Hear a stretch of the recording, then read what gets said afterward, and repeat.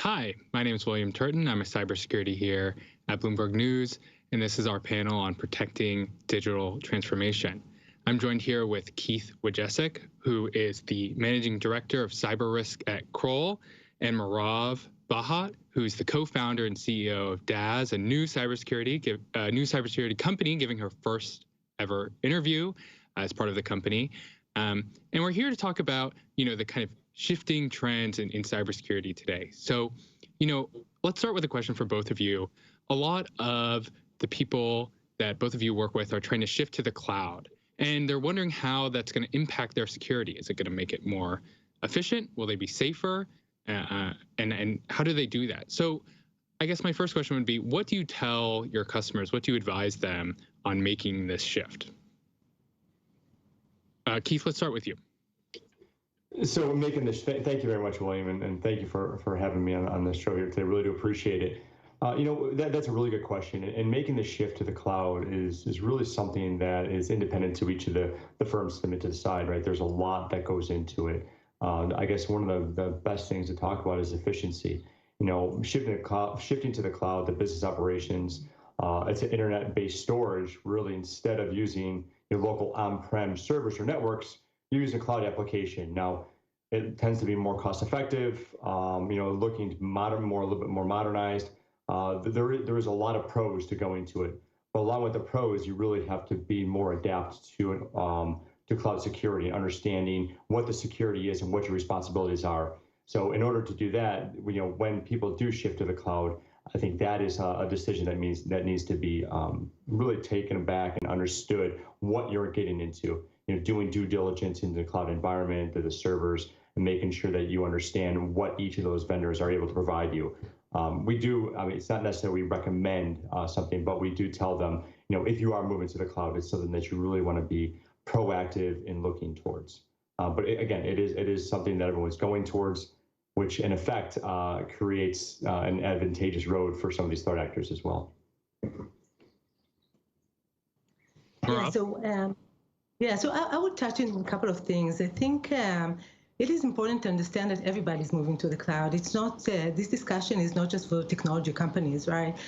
So even if you're an airline, an hotel, a retail, a food chain, a technology company, all of you are actually moving to the cloud. And with the move to the cloud, there's way more complexity.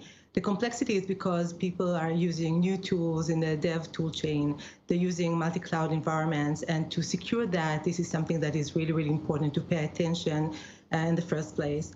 Another very important point with moving to the cloud is the speed. I think that's what the reason and the advantages of moving to the cloud.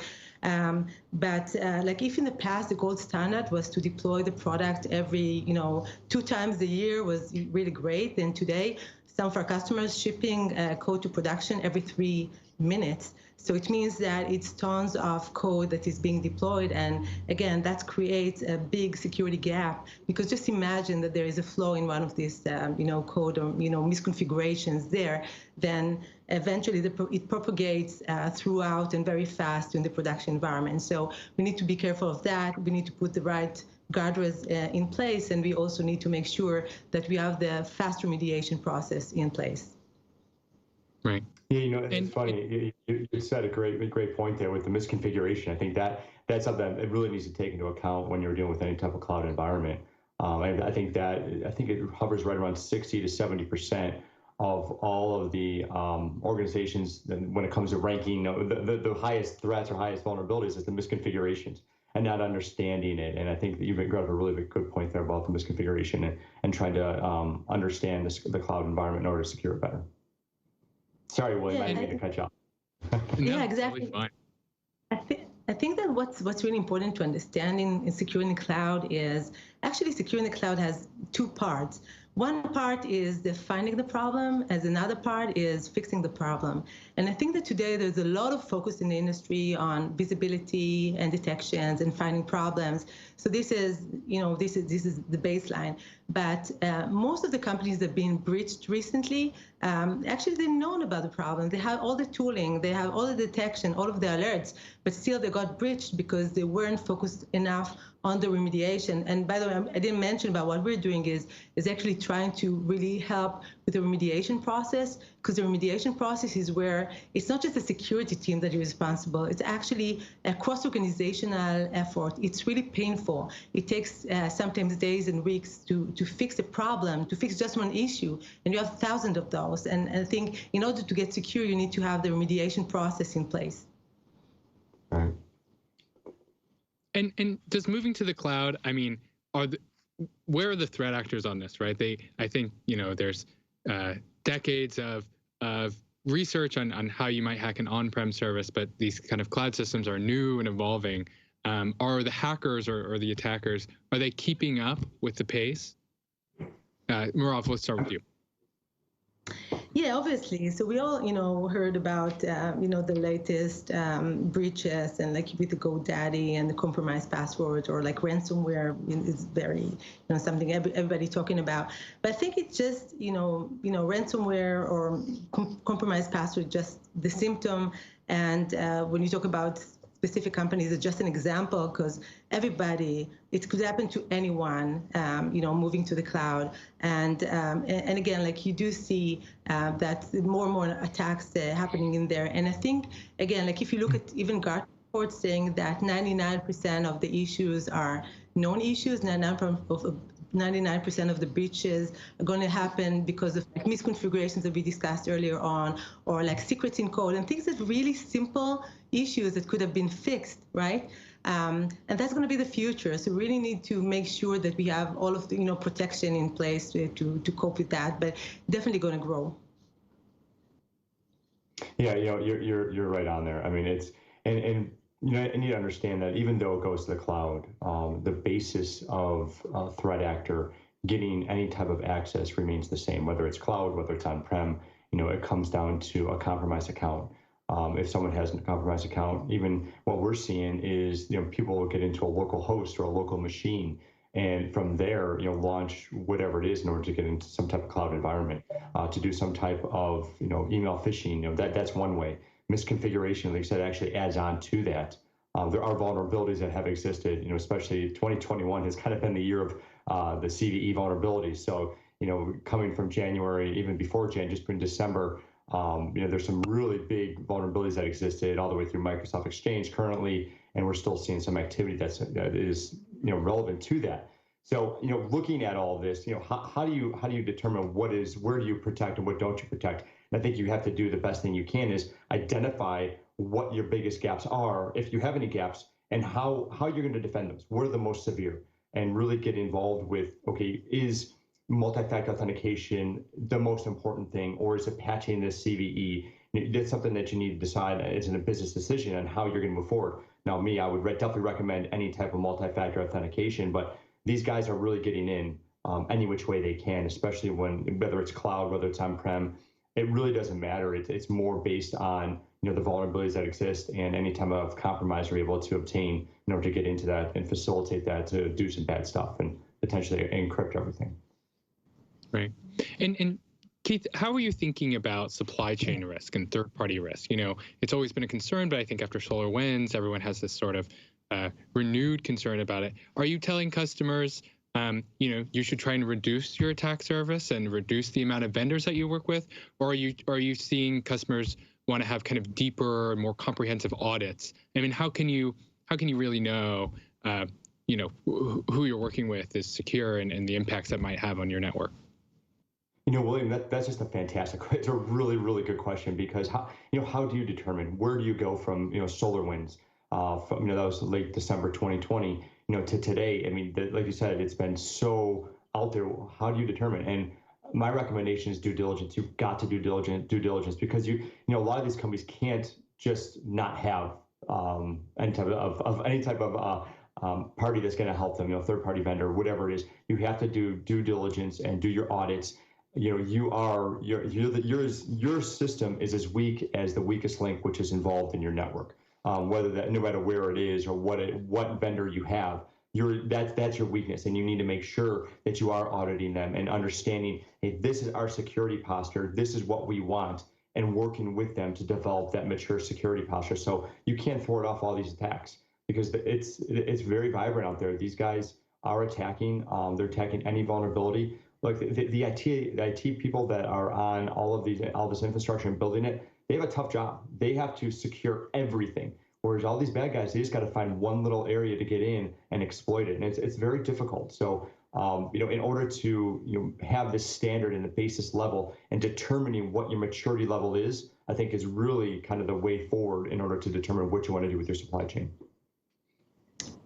If I may add, and this is a great point, Keith, but if I may add, I think that what we've seen with many organizations, that the security teams that kind of have blind spots with regards to the pipeline and the tooling, the dev tooling that are used. And I think that this is something that needs to change. We need to have more visibility about, the code repos and how pipelines are built and how code is actually being developed and deployed to production, because it's all one thing, right? You don't really have, kind of borderlines between production, pre-production, dev, staging, whatever. It's all actually kind of flows into your, production environment. So you really need to have better discovery, better understanding of the risks and how things are actually being built in your own organization. How do you gain that understanding? How can you really be sure that what your business partner or your customer who has some sort of access to your network is what they're telling you about their security posture?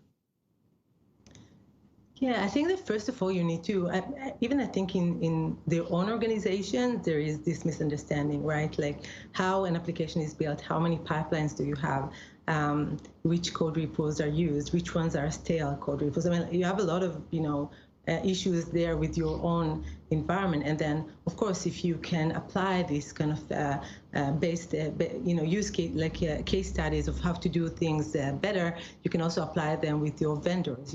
But you have, your way of determining, what is the secure environment, right? Again, code to prod, we shouldn't differentiate there. And what's the level of taking care of, all of these issues, and how fast do you remediate issues if you find issues, right? So all of these things needs to be managed, but they also needs to be first owned by the organization, right? If I need to act, and then I need to kind of ask for the same KPIs from my vendor. Right. Yeah, and I think that's a really good point, because when it comes to choosing a vendor, I mean, you hit the nail on the head. I mean, it's actually understanding, because a lot of times vendors won't disclose stuff. I mean, regardless, no matter what reason. So it's better to do your due diligence. I mean, we do a ton of due diligence when it comes to vendor management, and seeing some of these, even just doing a compromise check. An email domain check to see if any accounts have been compromised. Now, it may not be specifically for that company, but you can see, some type of this email domain and have these compromised credentials. It's high out there. I mean, I think about 40% on average, about 40% of the cases we intake in a year, which is a few thousand, a lot. That's the attack vector, is getting in through email compromise, and understanding past history. Now, there's some major attacks in the past, going back to 2010, that email compromise, all the way up to 2020, when there was a major attack on an infrastructure that really turned the globe around and made this administration get their heads up, was all about credential compromise and compromised credentials. And I think we need to look at that to see, how do we better protect ourselves? Is it training? Is it multi-factor? What are the protections we need to put in place in order to effectively combat these bad guys? Keith, you mentioned it, so I'd be remiss if I didn't bring it up. Ransomware. There's this, let's just focus on one kind of interesting new fun twist, if you will, that's been happening more recently, particularly this year with ransomware, with so-called double extortion, where not only will they hack your network and lock up your computers, they'll also steal private, sensitive, sometimes customer data, and threaten to post that online if the ransom isn't paid. So, Keith, how do you advise clients who are dealing with that sort of situation? That's tough. It's so tough, and it's really hard to watch some of these victims go through it, because no matter if you're the large scale business or you're just a mom and pop shop, they're just trying to get by, and you're attacked by these horrible people that are just trying to extort you for money. The best thing to do is, when you're facing this, it's you have to take your time and do the investigation. Now, a lot of them, do we pay, do we not pay? and that's a business decision. I can't recommend specifically what to do on that, but they do. They do not only double, I mean, it's considered only even triple. I mean, you have the attack, you have the potential of releasing of data on this actor-controlled site, you have the reputational harm. And then going through it, think of how many times you think of these big ransomware attacks that continuously are talked about in the media, even going back to 2010 with Target. I mean, Target wasn't necessarily a ransomware attack, but it was an attack. You know, this reputational harm carries with you. So it's a tough situation that we have to work with these people in order to understand what their risks are associated with. And these ransomware individuals, the people that are conducting ransomware, these groups, they know no faces, they know no boundaries. They're out there just to, to monetize and get money, and they don't care. And it's a tough one, especially nowadays. There's there's dozens of these victim sites that are posted now that, at 2019 they had none. Maze was the first one to post it in 2019, and then they just flourished, and now there's dozens of them. So almost majority of all ransomware groups are posting them, which is a tough situation.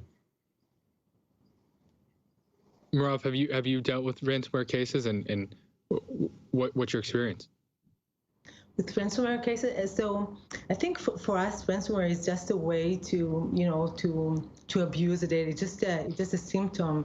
We're more focused on looking at the problem. And again, the ransomware is how do you use the data in order to blackmail in a way the organization. But there are other risks of your your customers' data being exposed here or there for different reasons. I think the main thing is to really make sure that we have the process that once something is happening, how again we react fast, how we reduce the time to fixing issues, to understanding the cause of the problems, to the root causes, and to make sure that we kind of put the right guardrails so this issue is not going to come back again, right? Because it's a matter of how do we secure our data better in cloud or on-prem environments, so we can actually feel that we protect our customers' information.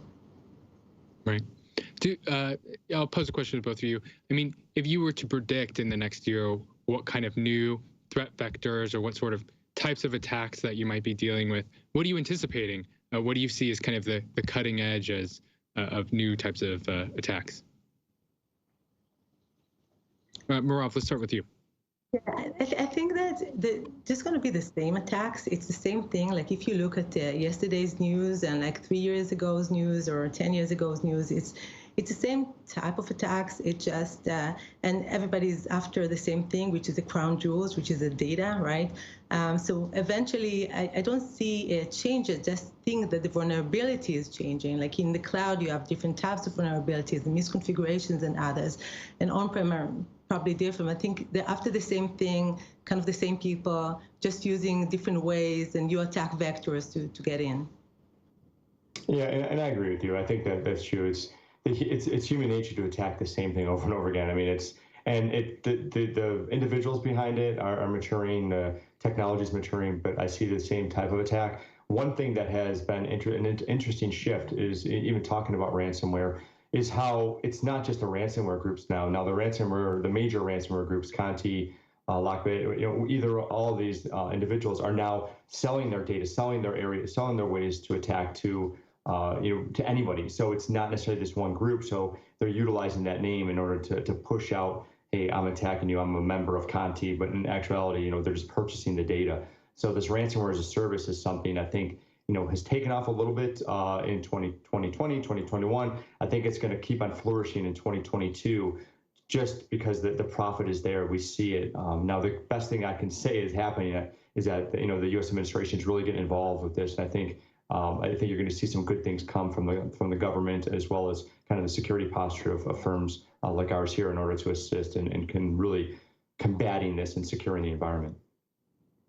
Okay, we have less than a minute left, so I'll give you both a question here. What's the easiest, simplest thing an organization can do while also kind of giving themselves the biggest security boost? What has the best bang for your buck, Merav? Yeah, I would say just embed security into the business process. I think that would be it. Start with training, and with put the right processes in place. Keith? Yeah, I agree. Yeah. Take a snapshot in time. Where are you? Where do you want to be? And what are your ultimate goals? And align that with a security posture that's going to really benefit you as a company as a whole. I think that's going to be the best foot forward for anyone.